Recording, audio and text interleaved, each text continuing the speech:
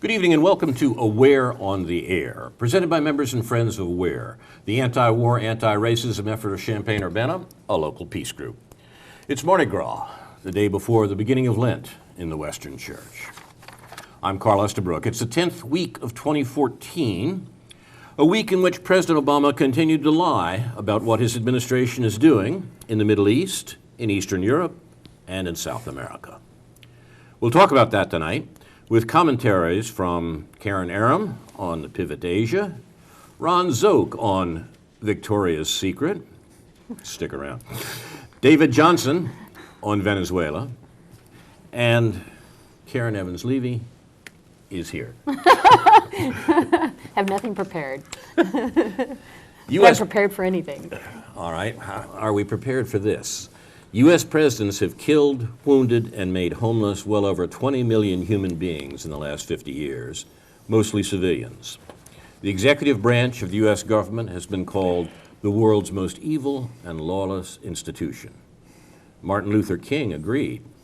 He called the U.S. government the greatest purveyor of violence in the world today. And that's still true today. The U.S. spends more on war each year, not only than Russia or China, but more than all the other countries of the world combined. The U.S. has almost 1,000 military bases around the world in some 150 of the world's 200 countries. And President Obama, who was elected because he promised change, has continued the war-making of his predecessors and simply lied about it, because 3 out of 4 Americans are against it. The Obama administration has killed 4,700 individuals in numerous countries, including Pakistan, Yemen, and Somalia, with drones alone.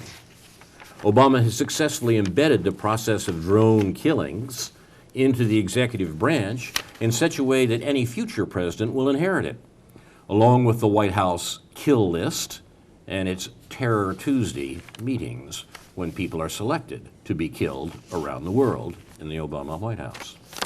Unbounded global war is now part of what it means to be president. And he does it not to fight terrorism, but to ensure the worldwide economic control of the 1%. Not in the interests of the U.S. populace, but in the interests of his corporate patrons, the 1%. And because of President Obama's intense propaganda and the shameful cooperation of the American media, most Americans don't know the extent of the war that the U.S. has brought to the rest of the world. At our recent anti-war demonstrations in Champaign and Urbana, the most frequently asked questions were, what war? And by those a little bit better informed, which war? Aware, our local anti-war group, has been around for 12 years, since the 9/11 attacks, when a number of people in Champaign-Urbana, like people in local communities around the country, saw that the U.S. government would use the 9/11 crimes as an excuse to carry on and expand its decades-long wars for control of Middle East energy resources. And our friends also saw that the traditional political parties, Democrat and Republican, would both cave in to the U.S. government's war-making strategy, which means essentially the same whether Republicans or Democrats are in office. Today, the U.S. government is threatening, invading, occupying, and subverting countries around the world, particularly in a vast circle around the Middle East, which the U.S. military calls, revealingly enough, Central Command. This region has the world's greatest concentration of oil and natural gas, and our government is spending hundreds of billions of dollars month after month to control it. Control and not just access to these energy resources is what our government demanded for more than 2 generations. We, in fact, import very little of our own oil supplies from the Mideast. Most of our imported oil comes from the Western Hemisphere, notably Canada and Venezuela. But control of world energy supplies gives the U.S. an unparalleled advantage over our economic rivals in Europe and Asia.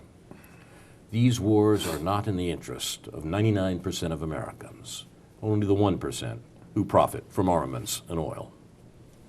In other words, President Obama is killing men, women, and children in Asia and Africa in our name because China and other countries need oil, and our government intends to have control over where they get it.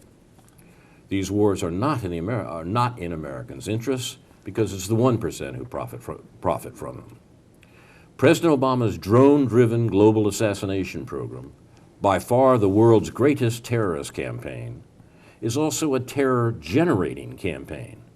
The drone assassination campaigns are one device by which state policy knowingly endangers security for the U.S. public. They know what they're doing. The same is true of the even more extensive and murderous special forces operations. The Obama administration has built up what is essentially a private army, the Special Operations Command, engaged in kidnapping, they call it rendition, and assassination around the world. Some 70,000 U.S. troops in SOCOM are active in some 130 countries, according to their spokesman. They report only to the President's National Security Council. These are American death squads, which, along with drones, are the Obama administration's substitute for the ground troops deployed by the Bush administration in invasion and occupation. They produce fewer American casualties, and they keep secret the foreign wars of which 3 out of 4 Americans disapprove. How often have you heard people say, Obama's withdrawn from Iraq and Afghanistan? It's not true. Their mission is not fighting terrorism, but rather securing the U.S. worldwide economic empire. The Obama administration is confident that these American killers, recruited in the depth of the Great Recession, will not be as politically aware as their foreign counterparts. Why is Obama carrying on this secret global assassination campaign when it's obvious that it increases terrorism around the world? We can only conclude, hard as it is to believe, that the U.S. government wants war, even including terrorist attacks against U.S. interests and citizens. If there were no war, the U.S. would have no excuse for occupying the world's greatest energy-producing region. Obama's problem is the American people, who recently stopped him from bombing Syria and may stop him from military action in Eastern Europe and South America. Americans don't want more war and are suffering from the administration's economic policies. But politicians, bankers, and corporations do want war, so it's clear whom Obama is working for. You're watching Aware on the Air, where we try to help frustrate the 1%'s war policy as it's put into practice by President Obama. We'll begin tonight with Karen Aram on the pivot to Asia. Okay, I'm going to read from the Japan Times, an article a couple weeks ago, an interview actually with Noam Chomsky as a prelude to his appearance at Sophia University in Tokyo. I'm taking out of context because I think that Chomsky says so much better what I've been attempting to say for some time. It also deals with some of the questions, David, that you had asked me a couple weeks ago. And again, he says it better than I. The interviewer asks first, how in concrete terms can political accommodation be achieved? The historical precedents for the kind of situation we face in Asia, competing nationalisms, a rising undemocratic power with opaque military spending, and something to prove in tandem with a declining power, increasingly fearful about what this means, are not good. Chomsky answers, there is a real issue, but I think the question should be formulated a bit differently. Chinese military spending is very carefully monitored by the United States. It is indeed growing, but it is a small fraction of U.S. expenditures, which are amplified by U.S. allies. China has none. China is indeed seeking to break out of the arc of containment in the Pacific that limits its control over the waters essential to its commerce and open access to the Pacific. That does set up possible conflicts, partly with regional powers that have their own interest, but mainly with the U.S., which of course would never even consider anything remotely comparable for itself and furthermore insist upon global control. Although the U.S. is a declining power and has been since the late 1940s, it still has no remote competitor as a hegemonic power. Its military spending virtually matches the rest of the world combined, and it is far more technologically advanced. No other country could dream of having a network of hundreds of military bases all over the world, nor of carrying out the world's most expansive campaign of terror. And that is exactly what President Obama's drone assassination campaign is. And the U.S., of course, has a brutal record of aggression and subversion.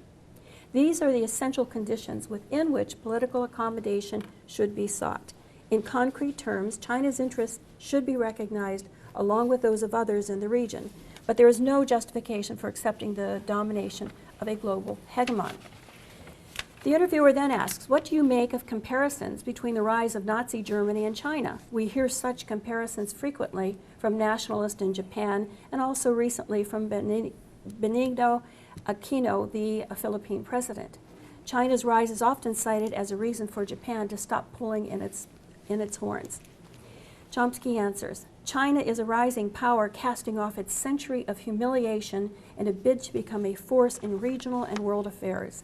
As always, there are negative and sometimes threatening aspects to such a development. But as a comparison to Nazi Germany, that's absurd. The interviewer then asks, some see the possible emergence of an Asian regionalism building on the dynamic of intertwined trade centered on China, Japan, and South Korea, but extending throughout Asia. Under what conditions could such an approach trump both U.S. hegemony and nationalism? Chomsky answers, it is not just possible, it already exists.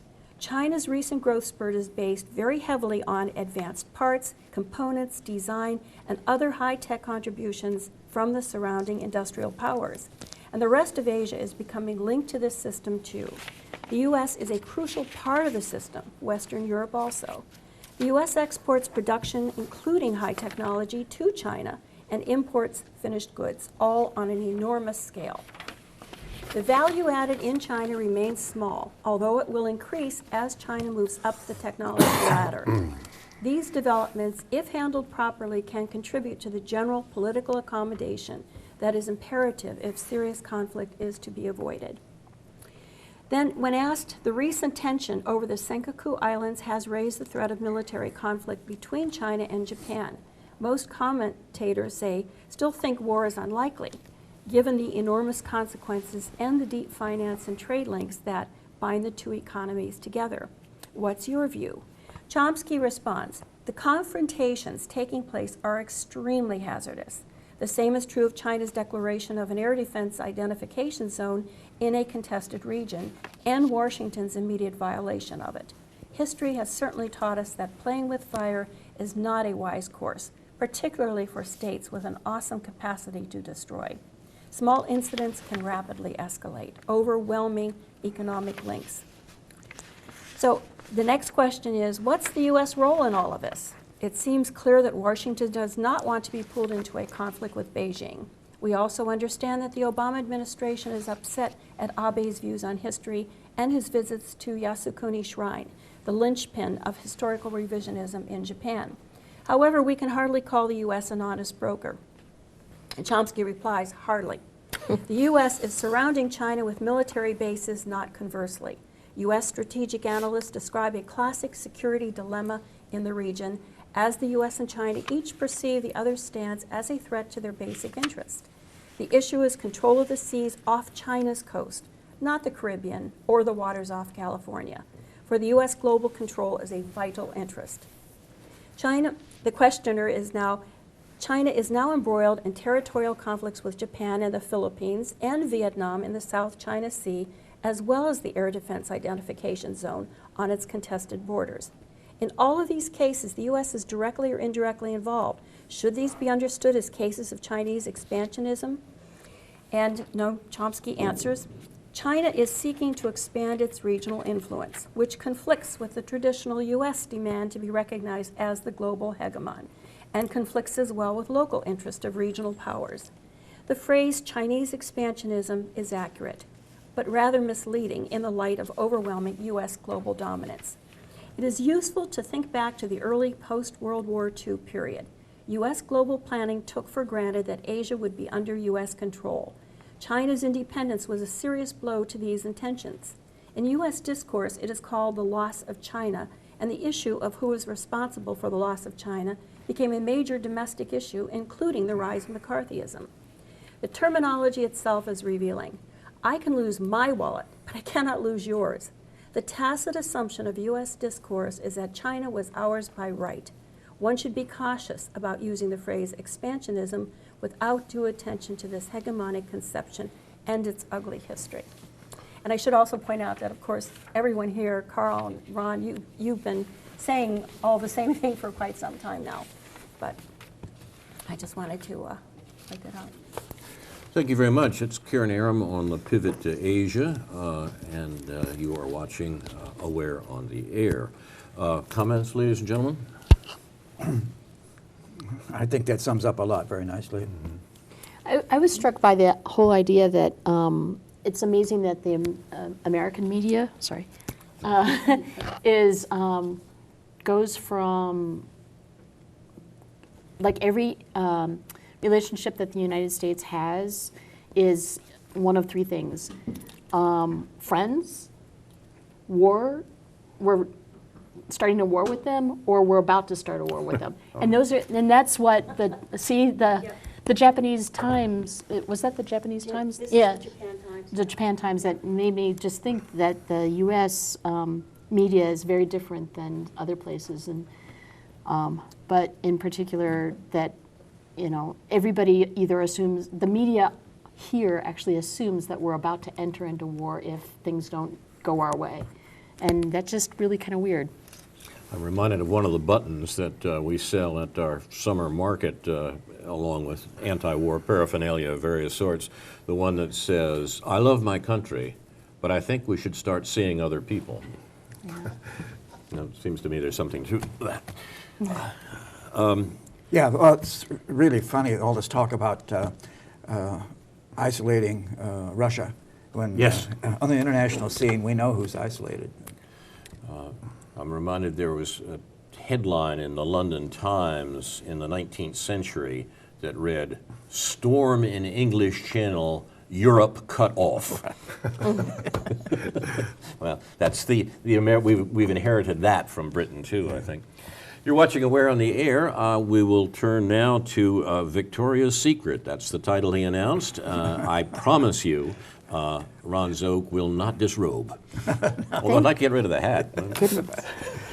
Well, I'm not actually going to talk about sexy women's underwear, but Victoria Nuland, going back 3 weeks to her secretly recorded conversation by telephone with the American ambassador to Ukraine, Mr. Pyatt. And all that came out in the press about this was that she dropped the F-bomb at one point, and isn't that horrible, and so on. That was the least interesting to me, and most utterly trivial thing about what she said. And of course, that's what made it into the American media, primarily. But this account goes back then to the period when CBS News correspondent Margaret Brennan reported that the U.S., the European Union, and Russia have all been jockeying for influence in the Ukrainian crisis. I would say that since the video was first noted about 3 weeks ago and tweeted out by the Russian government, I think it says something about Russia's role. State Department spokesman Carney told reporters he would not comment on the substance of the conversation in which Nuland and Pyatt voices also discussed their opinion of various Ukrainian opposition figures. So actually what they were engaged in was a discussion of which of the oppositional figures in the overthrow of the democratically elected government of Ukraine, more or less democratic, that's arguable, would head the government, and which ones had American approval. The comment, the F-word comment, came up when Pyatt apparently mentioned the views of the European Union on that, and Victoria Nuland comes back with F the European Union. This Because says, they weren't doing enough. Right? Yeah, right. In the audio, voices resembling those of Nuland and Pyatt discuss international efforts to resolve Ukraine's ongoing political crisis. At one point, the Nuland voice colorfully suggests that the EU's position should be ignored. F the EU, the female voice said. In the tweet posted by Loskutsov, the Russian, some 7 hours before existence of the video became widely known on Thursday, he opined that sort of a controversial judgment from Assistant Secretary of State Victoria Nuland, speaking about the EU. State Department spokeswoman Jen Psaki did not dispute the authenticity of the recording and said that Nuland had apologized to European Union officials for her remarks. It appears that the German Chancellor, Angela Merkel, was especially upset, and doubly so because of recent revelations about American spying on telephone conversations that were supposedly confidential within Germany.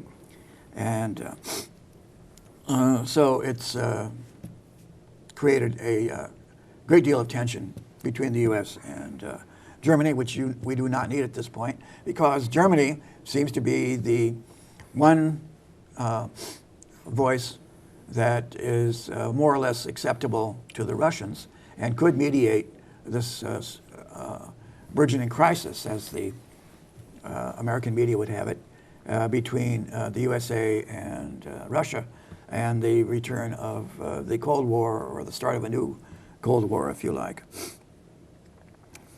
We have been in contact with Russia in regard to the situation in Ukraine, Nuland said. Our message has been that we all, Ukrainians, Russians, Americans, all of Ukrainian neighbors, have an interest in a stable, democratic Ukraine. So what is the American interest in this? I don't know. It's coming from a certain group, apparently, in the State Department, which is said by some observers to be a kind of a nest of holdover neocons from the Bush administration, some people who worked in both administrations. And I thought all those people were gone after Obama was elected. Right, exactly. Well, I don't understand, Ron. Don't we live in a democracy? Yeah, right, Didn't we right. have wasn't it hope and change? right. You Sorry notice about that. the sarcasm there in that voice, because Yeah. just about So, everybody is maintained. Yeah, there's a deeper story here, anyway, a more interesting one, a certain amount of gossip. Victoria Nuland happens to be the wife of Frederick Kagan, kind of the head neocon, who was so active in promoting the wars in Iraq and Afghanistan.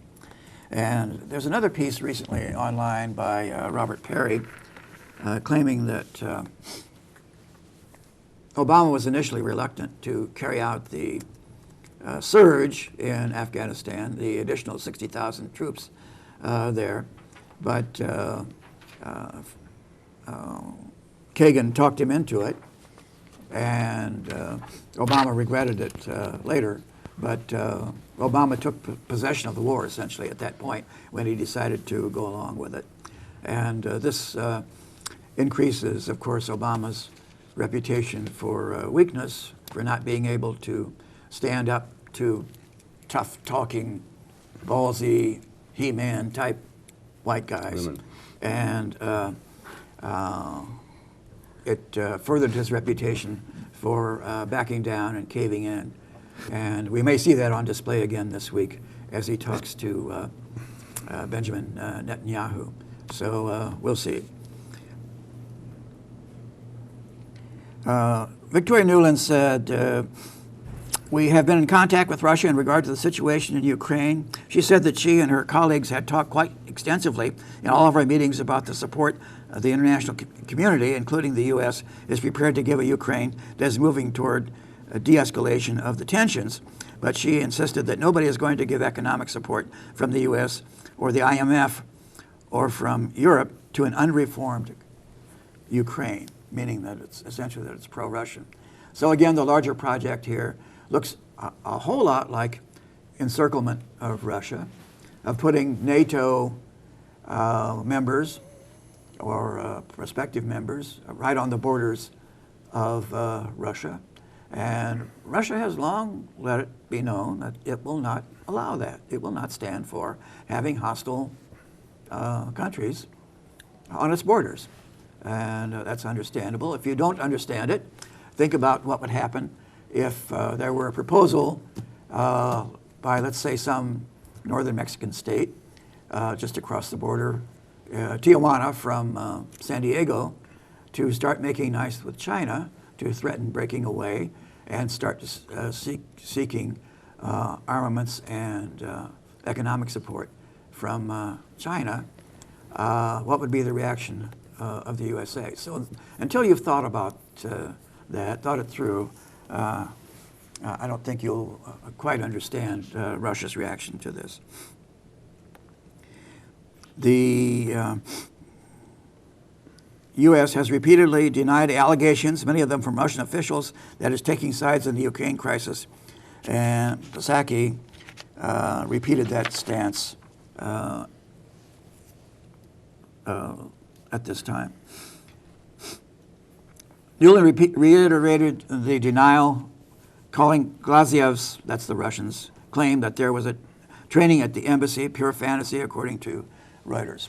So we still don't know. It's part of the secret, which may be revealed only months or years in the future, about what was going on by potential American allies or operatives or agents within Ukraine in the weeks leading up to the recent rebellion, and the extent to which they were pumping money into agitation of these people.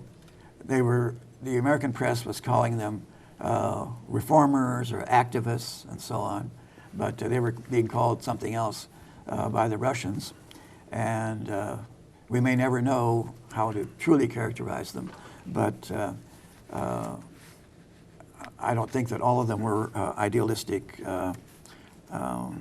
reformers.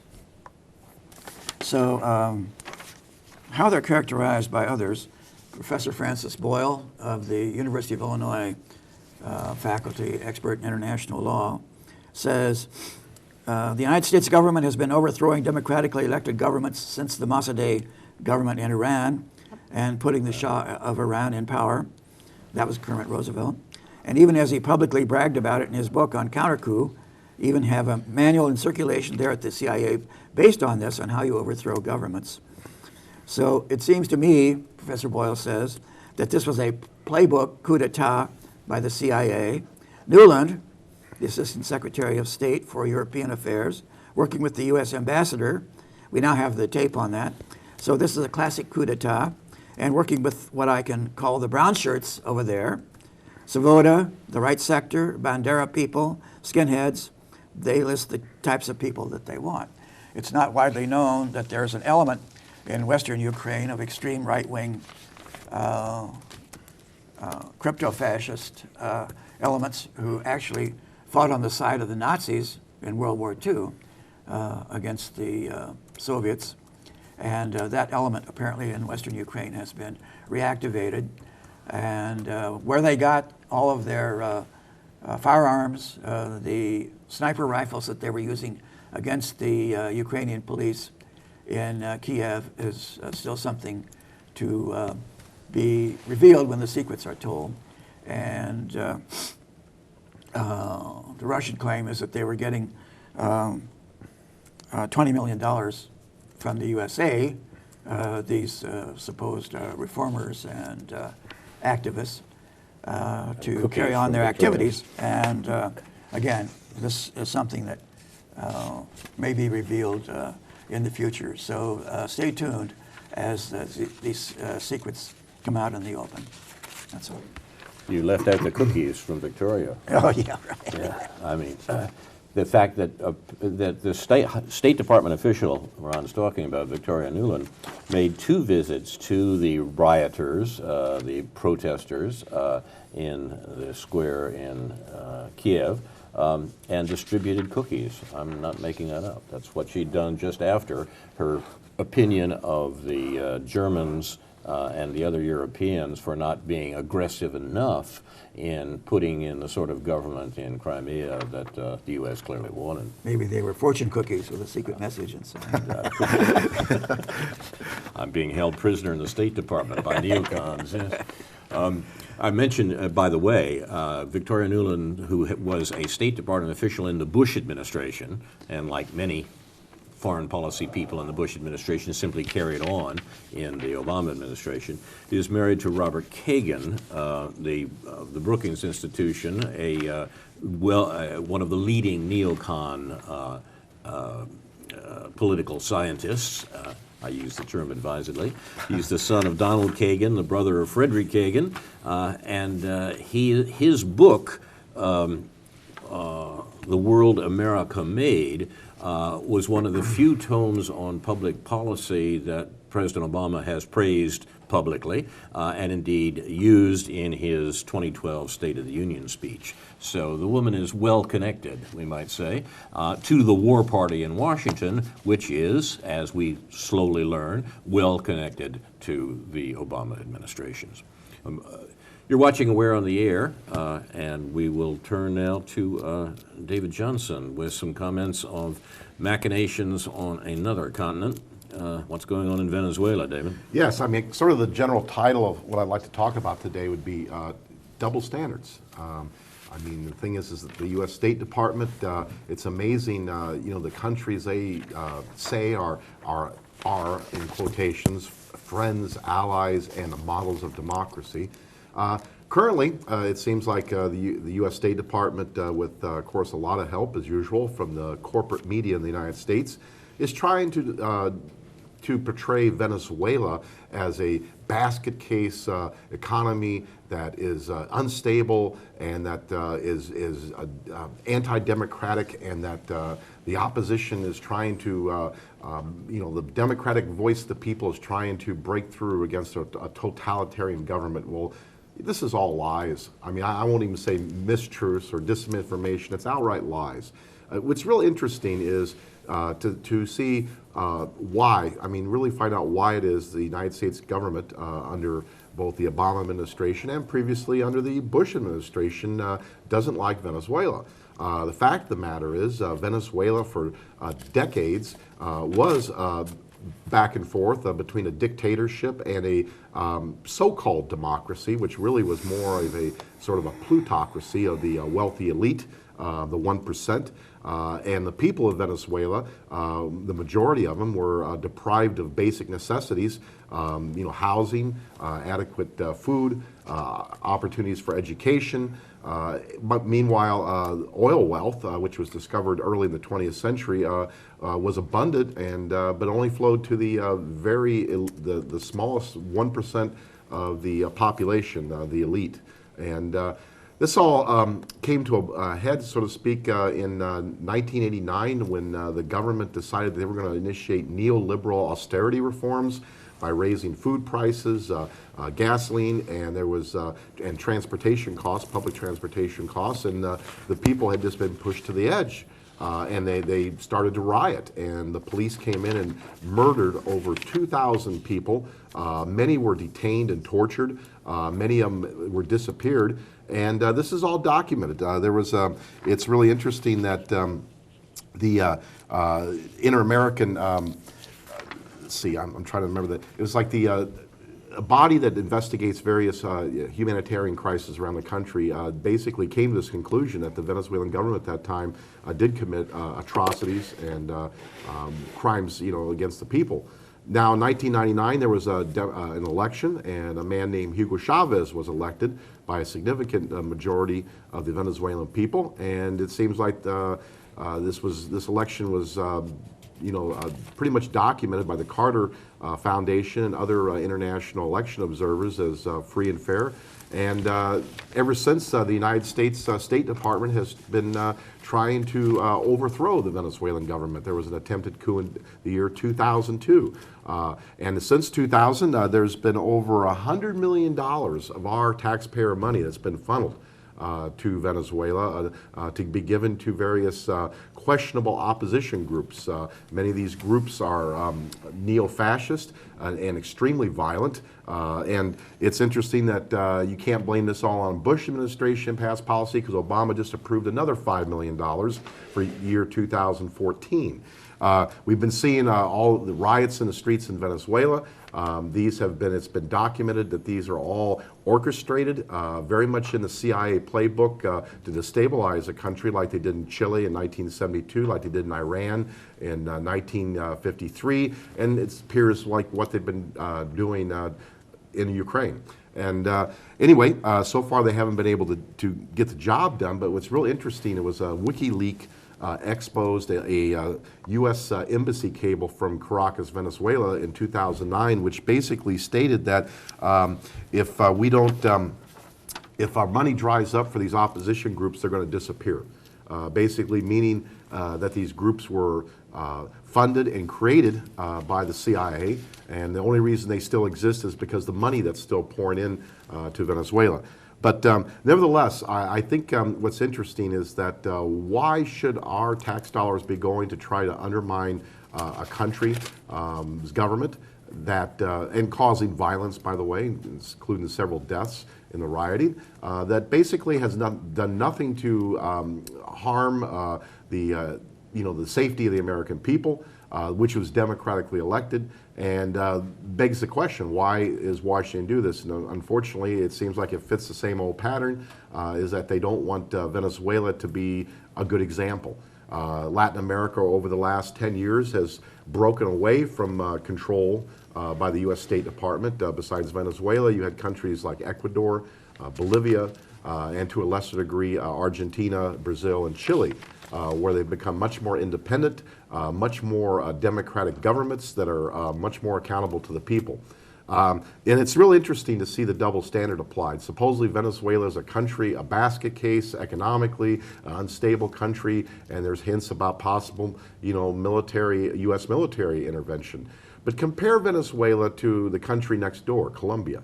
Colombia has extreme poverty and inequality, horrible crime rate, that has the highest murder rate in the world for union activists, and is one of the third largest recipients of U.S. military aid.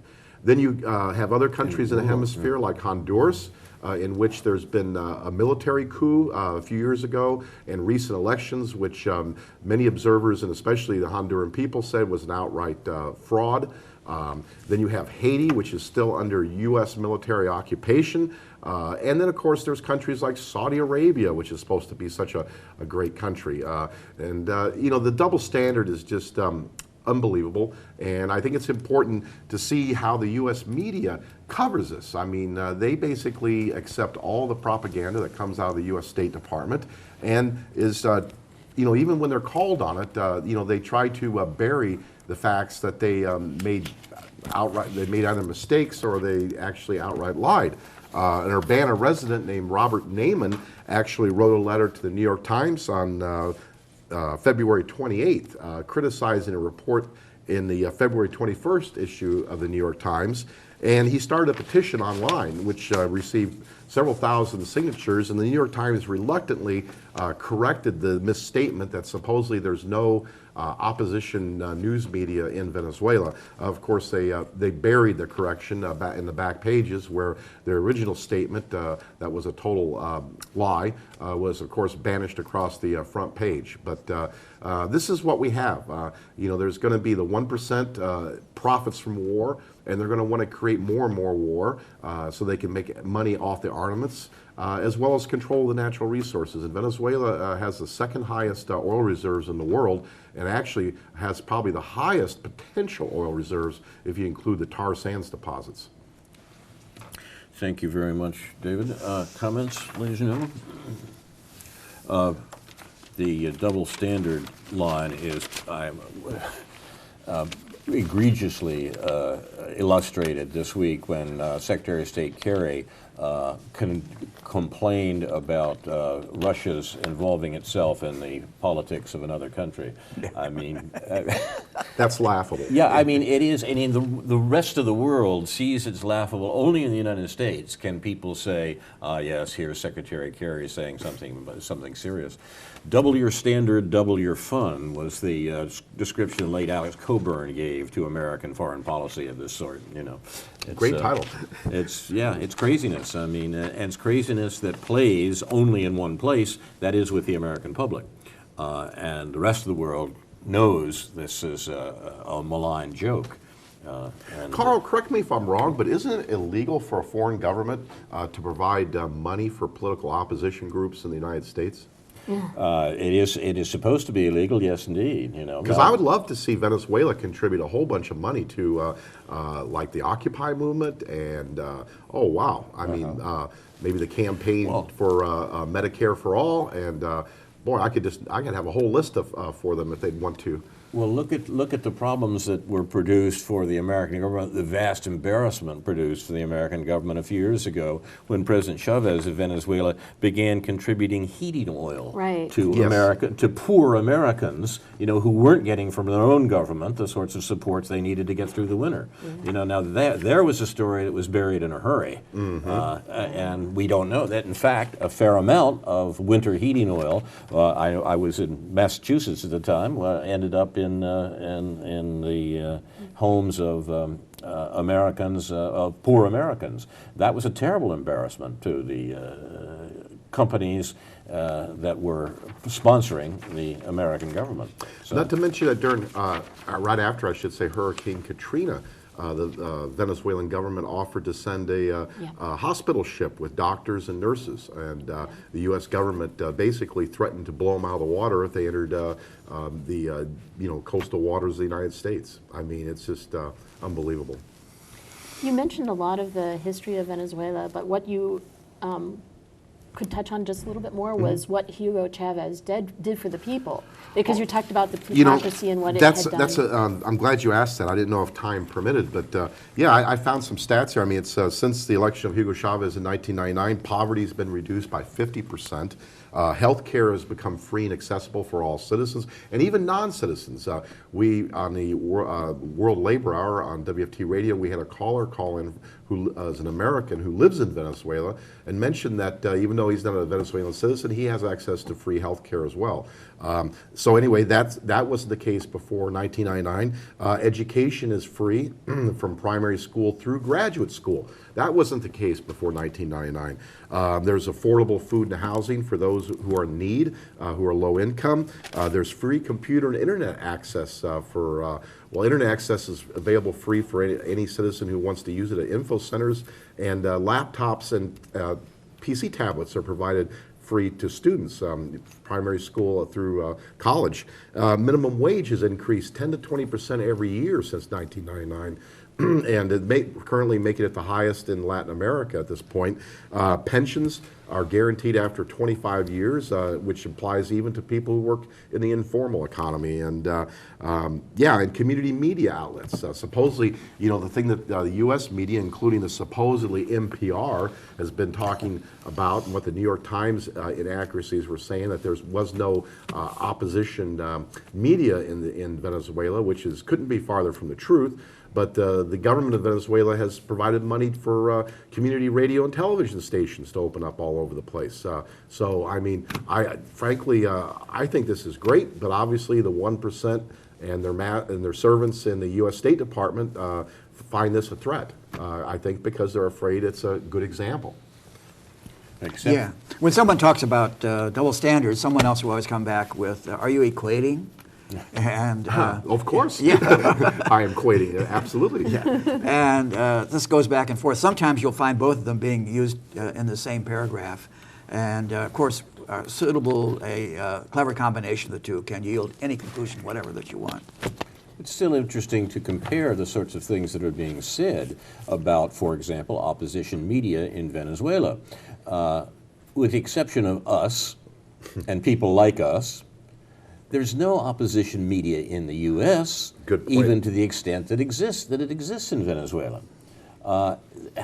We talk about having a free press in this country, and a free press is a press in which the editorial positions of all the major newspapers, all the newspapers practically in the U.S., run a very narrow gamut from A to B. Do you want the foreign wars carried on by President Obama, or do you want them carried on by whatever? What was that other guy's name? They all look alike, and you forget. And it's a situation that gives us a controlled press with an advantage that dictatorships with controlled press don't have. If you live in a country in which the press is controlled by fiat rather than by the mechanisms of American business, you know it. And for residents of the old Soviet Union, for example, produced an underground press precisely because everyone knew that the above-ground press was controlled. Everybody knew it. In the U.S., people read the press and don't know that it's controlled that way. That's a far more sophisticated system of control. The propaganda line is the U.S. Media is the freest and fairest in the world. If you've ever traveled outside the United States and watched media in other countries, you will realize how untrue that is. I think the first case I remember distinctly was in 1982, shortly after the invasion of Lebanon by Israel. All I saw on the media here were basically Israeli tanks going down the road, and some Israeli troops marching, a few fighter jets flying over. Then I went to Germany and watched their media. This is only a few days later, and there I saw the horrible devastation from the bombing of Beirut, and basically, civilians, mangled on the streets, and ambulances just in a hectic, trying to get people to the hospital. Unbelievable contrast. And there's been other examples too, but that's the one I think that sticks most vivid in my mind, the contrast. Our focus here, We're on the Air, is the policy, particularly the war policy of the United States government, which shows a remarkable similarity around the world. American policy is not capricious. It's consistent over time. The attention to the history of American foreign policy over the last generation or two is important precisely because there is this continuity, there is this consistency. And it's consistent whether we're talking about Eastern Europe, South America, or the pivot to Asia. And understanding how these things go together is precisely what the American press is in the business of obfuscating, to make sure that that understanding does not get across, and so that Americans are the least well-informed population in the world dealing with matters of this sort. It's shocking and devastating, but in fact a very simple system of control. The late I.F. Stone, who was an example of an independent media in America of the 1950s and 60s, used to say that the most important point that he would make from his years of talking about American policy is governments lie. And if we could get Americans to understand that, we'd be a long way ahead. Well, you don't seem to understand it's okay when we do it. Yes. Yeah. Double your standards. Yeah, right. But are you equating the USA with these socialist and totalitarian governments abroad? Robert Kagan, again, the husband of Victoria Nuland, is scheduled to lecture at the Library of Congress on March 27th on realpolitik and American exceptionalism. So we are always an exception to these glib generalizations that you want to make about the moral duties of other governments. I think it would be important to pay attention to that speech, though, and precisely to provide the critique that we can expect the American press to offer, because we're dealing here with this ideological construction that produces American officials like Victoria Nuland, and the attempt to subvert and modify governments around the world in the direction of the direction the American economic elite would like. We need to understand how it's done, just as an act of political self-defense on our part. They're doing it in our name. Carl, what of course has been interesting just in the last year is two things. One is how it looked like the United States, under the Obama administration, was getting ready to attack Syria, and they had to back off because the American people weren't buying what they were trying to sell. Likewise with Edward Snowden. Despite, it's interesting. Now, I don't watch the corporate media much, but I happened to tune in on this one CBS news program in the morning, and they were just talking about a poll they had just conducted where it showed that over 60% of the American people thought that Edward Snowden was actually a hero. and they were the two, the woman and man CBS news correspondents were just going, I can't believe this. How is it the American people don't understand that he's basically a traitor? They didn't come out and use the word, but I think this is interesting, these two things that happen, and what you can attribute this to is the internet. More and more people are going on the internet to get the information. However, there's a danger here because the telecom companies are wanting to basically change this to where we're not going to be able to have as much access to independent sources, worldwide sources of information through the internet if they get their way. They're going to make it like our cable television here, where it's basically a prepackaged product that you can choose either brand A or brand B, and that's your only choice. Unlike when satellite first came out, where you basically had access to hundreds and hundreds of real channels, not 500 channels, 400 of them trying to sell you Flex Bowl or whatever, some kind of exercise machine, and the other 50 talking about Jesus. So, I mean, this is what they consider variety, but we know this is not the case. And for people who think that David is being alarmist here and is thinking that, of course, you know, hey, I've got my internet and I've got my smartphone and that can't happen. There is some unreported history of the United States that gives us a comparison point, and that's the history of the rise of radio between the First and Second World War. We're not usually told what happened to radio. When radio became possible and when it began to spread in the United States, it was often the case that labor unions, political parties, interest groups of various sorts, ethnic groups, all sorts of things, said, this is great, we'll put together programs that are listeners, people want to hear because they're talking about their work, their life, the communities they live in, and so forth. And there was an explosion of politically oriented radio in this case, in the 1920s and 30s. Now, American business took a look at this and suddenly realized that this was dangerous on two scores. One, Americans were hearing things about politics that would raise questions about the business domination of the society, and two, Americans were not hearing about, what is it, flexible, or, you know, we're not hearing about the equivalence of the things that they should go out and buy. And the result was radio stations were taken over just the way the attempt now is being made now to take over the internet.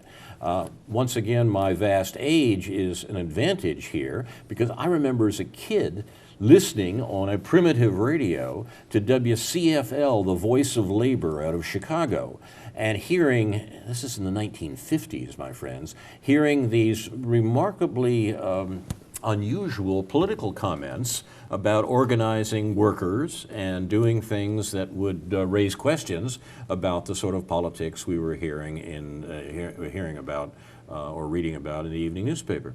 WCFL was quickly put out of business or continued in business under new management where the labor focus was lost and it became a top 40 station.